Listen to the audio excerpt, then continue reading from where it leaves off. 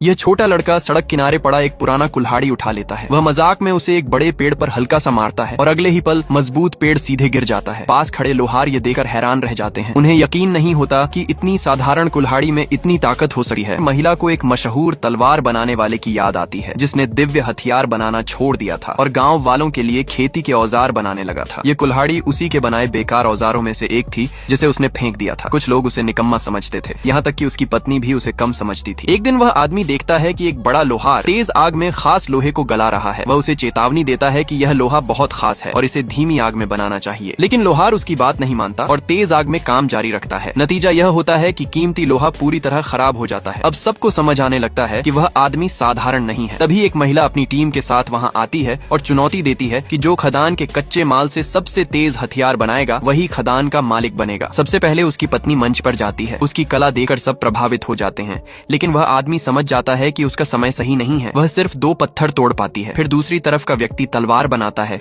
जो चमकती हुई लगती है, लेकिन वह भी सिर्फ 2 पत्थर ही तोड़ पाता है। इसके बाद एक अनुभवी कारीगर आता है और पुराने तरीके से एक शानदार तलवार बनाकर 10 पत्थर तोड़ देता है। फिर वही महिला खुद मंच पर आती है और अपनी ताकत दिखाते हुए 30 पत्थर तोड़ देती है। सब उसे नया मास्टर मानने लगे हैं। अब मालिक को समझ आ जाता है कि वे उससे जीत नहीं सकते, इसलिए वह उस आदमी से मदद मांगता है। उसकी पत्नी और बाकी लोग मना करते हैं, कहते हैं कि वह सिर्फ एक साधारण कारीगर है और मंच पर जाकर शर्मिंदा होगा। लेकिन वह आदमी गांव वालों के बारे में सोचकर खुद आगे बढ़ता है। अगले पार्ट के लिए वीडियो को लाइक करें और चैनल को सब्सक्राइब करें।